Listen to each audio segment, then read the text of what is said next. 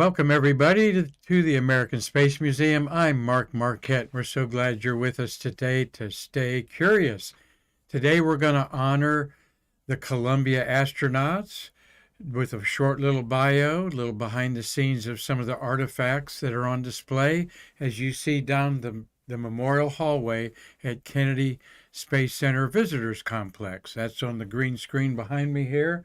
Quite a touching and very reverent, and I feel just the perfect way to honor our fallen 14 heroes of the Challenger and Columbia astronauts. And we're thankful that you're with us today. This Sunday, we're going to have our official astronaut memorial of the city of Titusville and the American Space Museum at Sandpoint Park. That's where at the foot of the big bridge, just north of our Spaceview Park. Hope you can join us in person. If not, come on YouTube at 1 o'clock. You'll see us live. Nicole Pisano-Stott, a good friend of our museum, will be the featured speaker. And we are going to have a host of dignitaries from the Israeli consulate in Miami to honor Ilan Raman, the Israeli astronaut that lost his life in the Columbia accident. So hope that you can join us either on YouTube, also our Facebook channel, or in person at Sandpoint Park at 1 o'clock Eastern Standard Time Sunday. Weather's going to be 80s and sunny here at the Space Coast. Last year it was freezing and cold and cloudy. It's just a very patriotic and reverent service honoring our astronaut heroes, and you're going to enjoy the message of Nicole Stott, I'm sure, as well as other dignitaries there from the Israeli consulate. Kind of, NASA's darkest week, and today is the anniversary of the Apollo 1 fire on Pad 34, 56 years ago tonight. And then, of course, Challenger happened the mid-morning of January 28th, 1986. And though a successful launch on January 16th, Columbia was just minutes away from landing at Kennedy Space Center when, of course, it disintegrated over South Texas and Louisiana. That was on February 1st, 2003. Shown with much reverence and beauty is the side of the Challenger there on the left with the American flag, and then the window frames of Columbia shown there. And we'll look at those up close here in just a minute. But to talk about the Columbia astronauts and Marty, I'll bet I didn't print that out. Wait, I can say hi to my buddy Marty Winkle there. I wanted to print out something here that I didn't do, and I don't know if it's over there for me to do. So I'm going to do it another way there. That's okay, Marty. What I wanted to do, I can do on my cell phone here. I wanted to read here in a minute one of the comments by one of our viewers about who's a space worker. And I didn't print it out, but I'm going to print it up here in a minute. I wanted to talk about the patch. Of course, the astronauts get together and design the crew patch.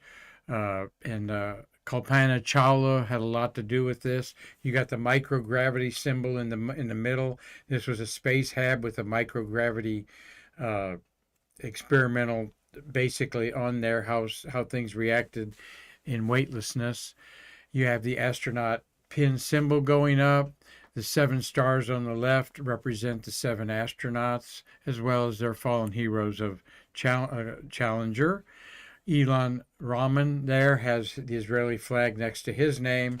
And an irony is that this is shaped like the shuttle, and the only patch of 135 that are shaped like the shuttle. So let me do something here to get that Facebook comment up. All right, that'll help me there when I get to that stage. We're not going to talk about or even show pictures of the disaster of Columbia. That's not how we roll here at the American Space Museum. We honor our astronaut heroes. But we beg of you to read this book by Launch director Mike Leinbach launched 37 shuttle missions, and Jonathan Ward, bringing home Columbia, will give you all the info you need to hear in an honest, frank manner there. The story told by Jonathan Ward, of Mike Leinbach story.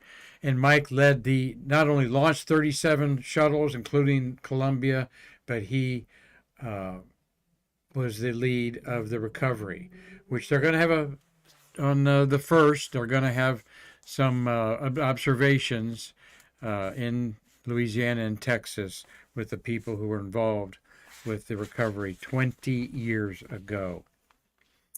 So this was the 113th launch of a shuttle.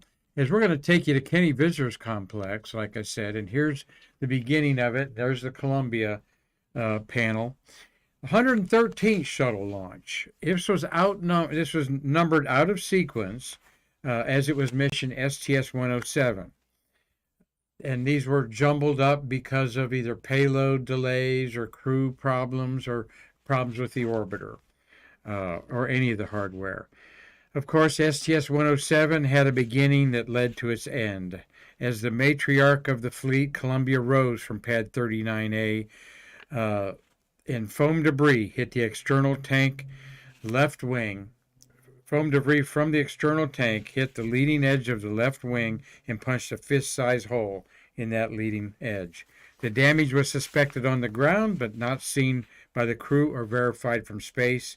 A perfect 16-day microgravity space lab mission ended in tragedy when the fiery reentry ate through the damaged wing and destroyed the spaceship south of Dallas, Texas, with debris falling on Louisiana. Hundreds of space workers were waiting for Columbia at Kennedy Space Center when she was lost just 2 minutes before landing in Brevard County. A beautiful Saturday morning turned to darkness that February 1st, 2003. The 7 astronauts who lost their lives were another snapshot of the diversity and ambitions of the American landscape. They were ironically the last shuttle mission that didn't help build the International Space Station.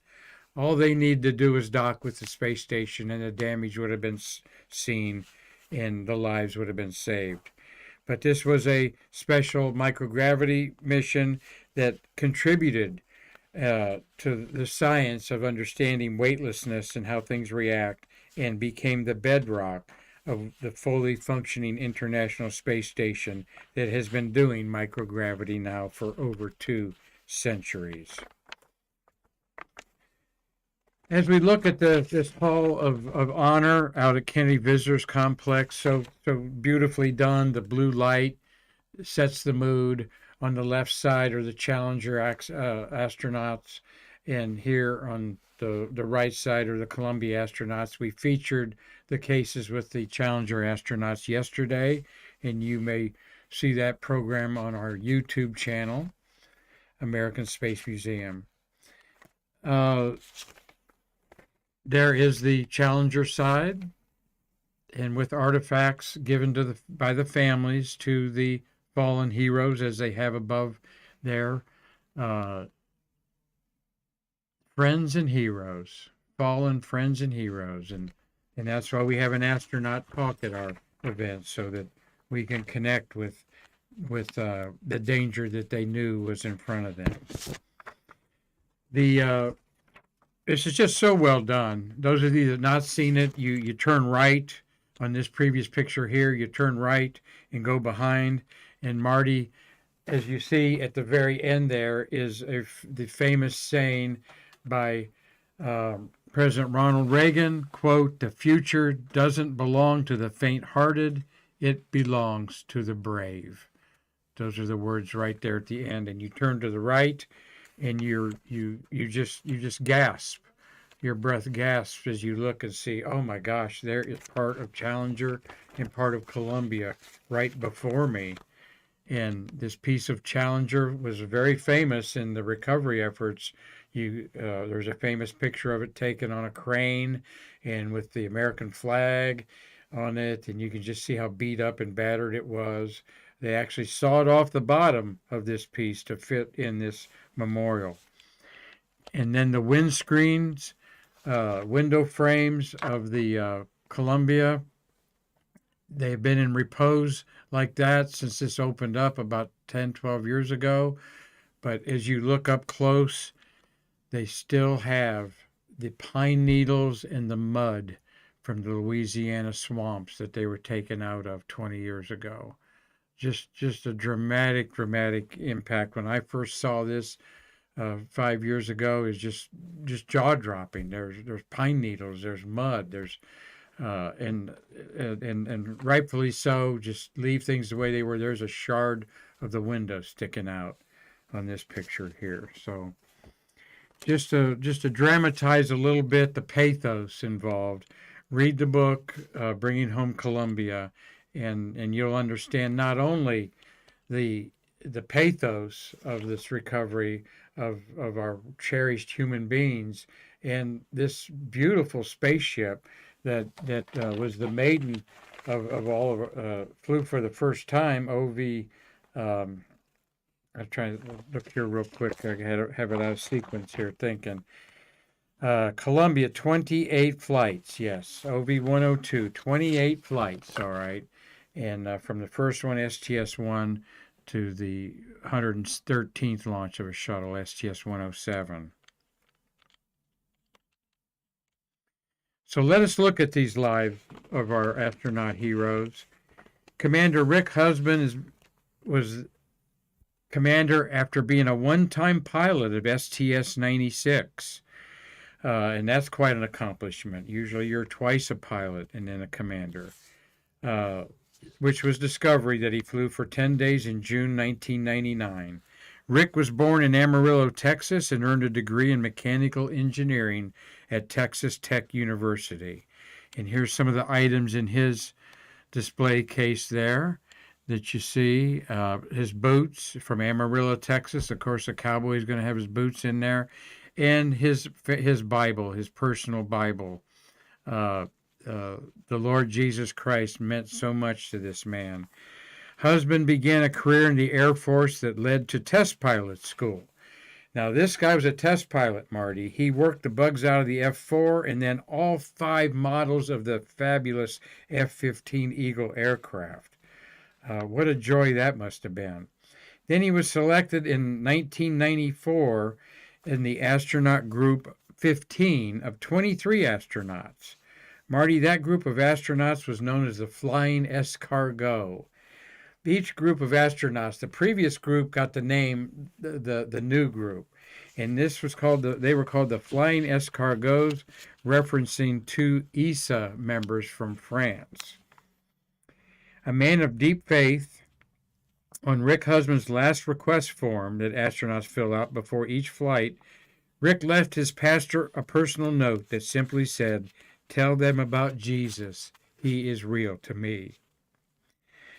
Husband's wife, Evelyn, wrote a book in 2004 called Higher Calling, and in it she said that God knew this tragedy was going to happen before he created the earth. That is some deep, deep faith. They had children, and Rick Husband made a VHS tape back in 2003 for his children every day of the flight, 16 different tapes, and he would welcome his kids in the morning and give them a little Bible lesson. Gone at age 45, Rick Husband is buried in Amarillo, Texas. Next, we honor Willie McCool. Willie McCool was in the class of 1996 called the Sardines. There was 44 of them. I think that's the biggest NASA class ever, Group 16, and obviously all that many, the Flying Escargots called them the Sardines. William C. McCool was born in San Diego, California, and he not only maybe had the best name ever for an astronaut, McCool, but he lived up to it as a talented naval aviator and then a test pilot at Fox River, Maryland. He flew more than 24 aircraft and 400 carrier landings.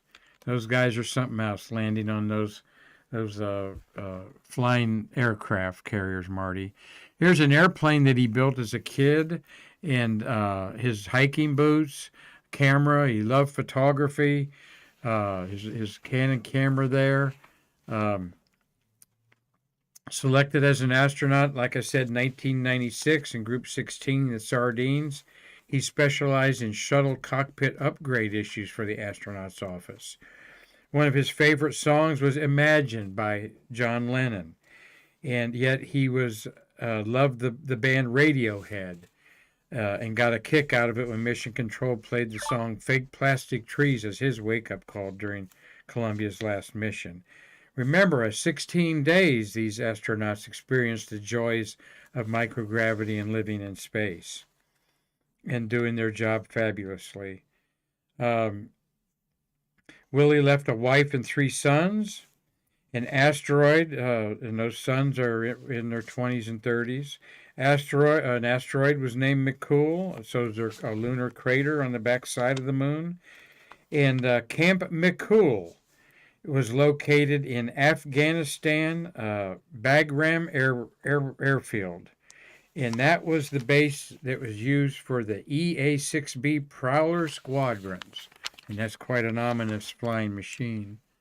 So we remember Willie McCool, pilot, destined to be a commander of a space shuttle someday.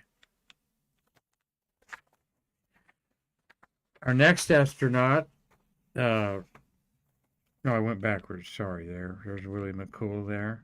Oh, I'm going the wrong way, Peach Fuzz.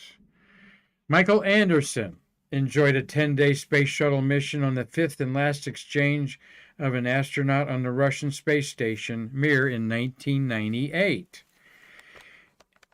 He was born in Plattsburgh, New York, but grew up in Cheney, Washington. That's quite a flip from the state of New York to the state of Washington. He graduated from the University of Washington in physics and astronomy. Here's his case. It's at the visitors complex there. Pretty cool that he's got a Star Trek lunch pail there with the thermos. That's what you want with those things. That was actually his as a boy. And he got a master's degree from Creighton University while in the Air Force and specializing as an instructor. He was a lieutenant colonel in the Air Force. Chosen by NASA in the 1994 Group 15, the flying escargots. Less than 3 years later, he was on space on STS-89 in Orbiter Endeavour. On his second space flight on Columbia, Anderson was payload commander in charge of more than 80 experiments conducted by the Space Lab inside Columbia's cargo bay. Some of those experiments, over 90% of the data was retrieved, sent back before the reentry disaster. But many of those 80% experiments had at least 50% of their data retrieved. Michael Anderson sang in his Houston church choir. He reportedly told his pastor, "If this thing doesn't come out right, don't worry about me. I'm just going on higher." Michael Anderson is buried in Arlington National Cemetery at age 43. We now honor Kalpana Chawla, who would say to me, "Just call me KC." KC's name, Kalpana, means imagination. She was born in Karnal, India, the youngest of 4 children. She grew up with a passion for science and aviation, and you can tell by her case here, she loved science, she loved flying. Her binoculars are in there, a lantern, and Jonathan Livingston Seagull by Richard Bach. That was sort of a 1980s or 70s feel-good novel of esoteric dreams and connecting with planet Earth. KC earned a bachelor's degree from Punjab College, a master's from the University of Texas at Arlington, and a doctorate from the University of Colorado in aeronautical and aerospace engineering. She secured a commercial pilot's license and was a certified flight instructor. And she loved tail-wheel airplanes and flying acrobatics. Can you imagine this? She was quite petite lady. And everybody I've known to talk about her, she was just a bundle of energy. Casey's first flight off planet Earth was on STS-87, and in 1997, she was the first Indian woman to fly in space. An inspiration to women of all nations, she died at age 40, and her remains were cremated and scattered at Zion National Park in Utah, according to her wishes. The 14th cargo ship by Northrop Grumman, Cygnus, was launched in October 2020 and bared the name SS Kalpana Chawla. Next, we honor Dan Brown, rookie astronaut Dan Brown. Everybody called him Doc, and why not? Because he was the only flight surgeon in a decade that NASA had chosen for pilot training. He was the 1986 recipient of the Navy Operational Flight Surgeon of the Year. All right. That alone is a career in itself, let alone applying to be an astronaut and being accepted in the Group 16 of the Sardines in 1996. Born in Arlington, Virginia, Dan Brown was hooked on flying and being a surgeon. A graduate of William & Mary and a doctorate of medicine from Eastern Virginia Medical University. How did he put himself through college? Well, he was a gymnast, a collegiate gymnast in college with those rings and all that stuff. But he performed in the circus as an acrobat, a unicyclist, and a stilt walker. Doc Brown joined the Navy and was soon flying the F-18 Hornet, the A-6, and the T-38. And like I said, in 86, he was recipient of the Navy Surgeon of the Year. He would have made a great teammate on any international expedition on our space station. At age 46, Dan Brown lost his life, and he's buried at Arlington National Cemetery. We didn't look at Dan's things there. Sorry there. He has quite a few things there. His airplanes. Of course, there's a stethoscope in there. Quite an eclectic individual, and I know he's dearly missed by many people here on the Space Coast. Next, we have another rookie being remembered today, Laurel Blair Salton Clark. She considered Racine, Wisconsin to be her hometown, and she received her bachelor degree in zoology and her doctorate in medicine from the University of Wisconsin-Madison. Another Navy medical doctor. I'll bet she got along great with Dan. And this would have been another asset to the teams of expeditions going to International Space Station. But this really enamors me. She joined the Navy and continued her education at the National Naval Medical Center, then became involved in the Navy Undersea Medical Institute, diving with SEALs and performing many medical evacuations from U.S. submarines. Can you imagine that, Marty? Evacuating someone from a submarine? That experience got Laurel selected as an astronaut in 1996. She would be perfect, like I said, for those 5-month or longer space station expeditions. Laurel Clark experienced the Earth from the ocean to orbit. Imagine that. Here's her case with her flight jacket, a coffee mug there, her hat.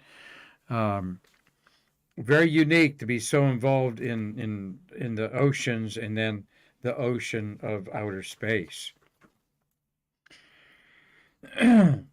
Laurel Clark was telling her family, emailed her family and friends from orbit during the Columbia mission, saying she was busy in the lab, but whenever I do get to look out, it is glorious.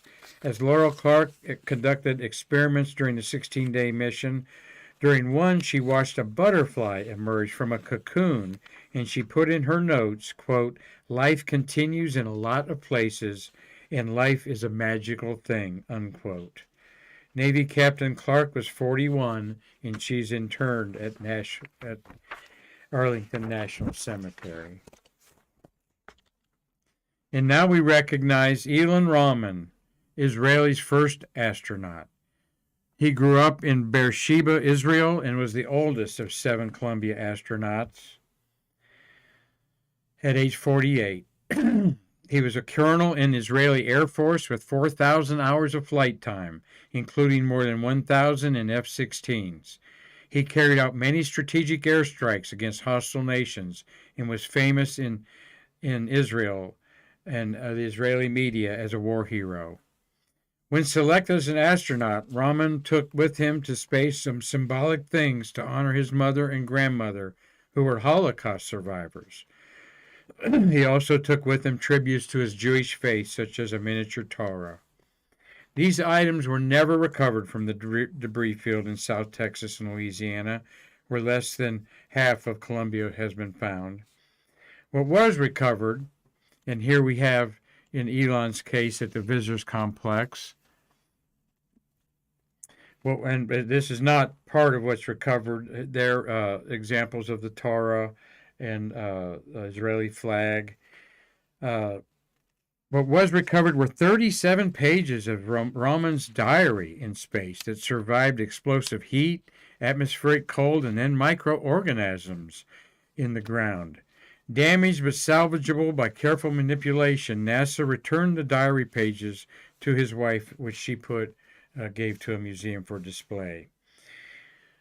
Elon Raman wrote on the last day of the journal, January 31st, 2003, quote, "Today was the first day that I felt I am truly living in space.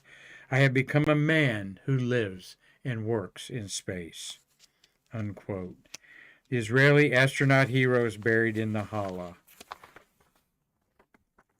Well, we hope that you've all enjoyed this today. We've got the Jackson crews watching. Bernie Ponte, Carrie Fries, thank you for watching. Corey Skinner, Doug Forrest, Bill Whiting, Cynthia Rossi, Gary Gerald, Dave Stange, Tom Usiak, and Carlton Bailey. All watch our program a lot. Hope that you appreciate the way that we've approached this, Marty and I. Barbara Lyles watching, Jimmy Brown, Larry Goldberg, Lynette Shaw, Patricia Vanette Davis, Doug Berkey, Kathy Osborne, Morgan Sword. Boy, so many new names, Marty. Thank you for sharing this with me. Jessica Donahue, Laura Murray, Kevin Redfern, and Indria Sani is watching. What a long list of new people, and I've been so busy today that I did not put the teas up there for everyone to watch it. So grateful that you did watch it today, and tell your friends that they can watch a replay of this anytime on YouTube yeah, we want you to watch it on YouTube. Marty, I'm going to scroll up here something from our show yesterday. We had a lot of nice comments, all right, but none hit me more or was better, it seemed, than, oh, wow, if I can't pull that up, I'm going to be mad. Let's see if I can see all my comments here. Ugh. This is I'm sorry, give me just 1 second and see if I can point this out there. Why is not it showing me that comments? Okay, there we go there. One of our watchers had such nice comments here, and that one's not the one. So we'll go to here to see this one here. Let's see, comments, 10 comments. Ugh. Promise you it'll be worth it. I'm usually not doing this like this, killing so much dead time here, but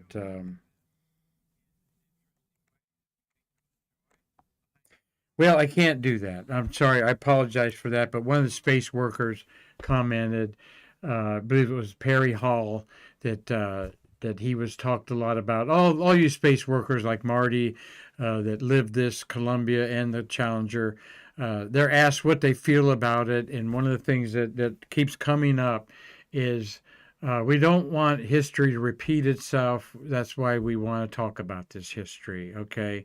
And when it does repeat itself, we want people to know that these were real people, real families, mothers, fathers, uncles, nieces, brothers, sisters, and that pain is still with those people today and those families.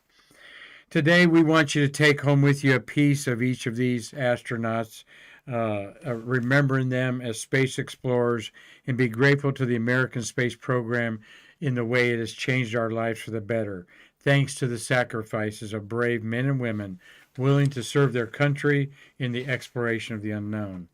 And as a new renaissance for space exploration is upon us in the 21st century, let us not forget today's incredible successes are possible only because of the sacrifices made by a small few.